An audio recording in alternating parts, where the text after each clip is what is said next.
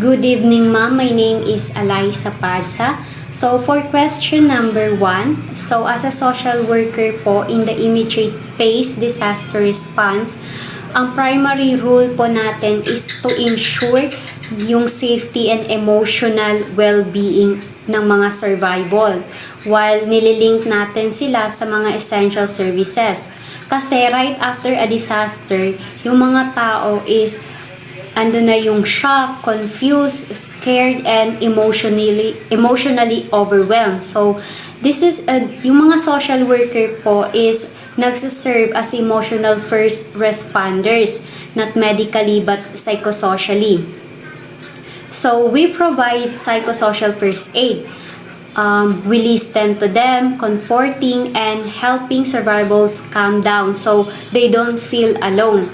And at the same time din po, we act as a resource facilitator, guiding them to have a shelters, food distribution, medical services, or even yung mga missing person po, ina-assist po natin yon.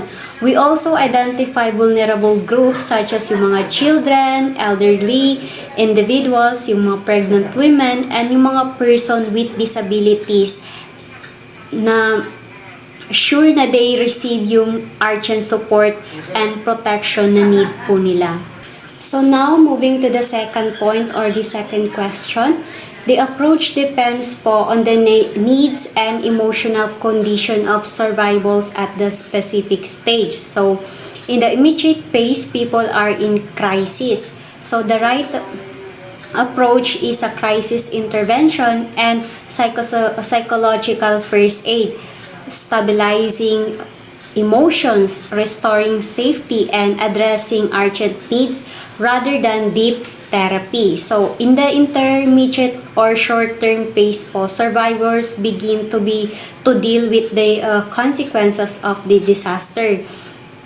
Andun na yung mga loss of homes, livelihoods, or yung mga loved ones nila. So, here, social workers shift to counseling, support groups, case management, and referrals, helping them adjust in slowly rebuild. In the long-term recovery phase, the goal becomes rehabilitation and empowerment. So si social worker use community programs, resilience building workshop, and long-term therapy to restore yung mga normal life nila, and of course, ma-straighten sila and ma-cope nila yung mga skills nila.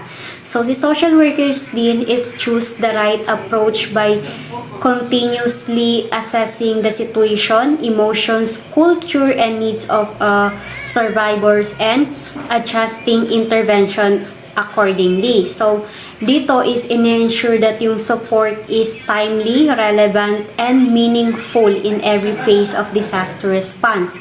So, right after a disaster, si social worker is provide ng emotional support and kinoconnect nila yung mga people sa mga resources, of course. Then, as the community transitions from crisis to recovery, ina-adjust natin yung mga methods from the crisis intervention to counseling and case management, and finally to empowerment and rehabilitation. So, through this, na-help natin yung mga individuals and yung communities para mag-regain yung mga strength nila and yung dignity nila at mabalik yung hope po nila.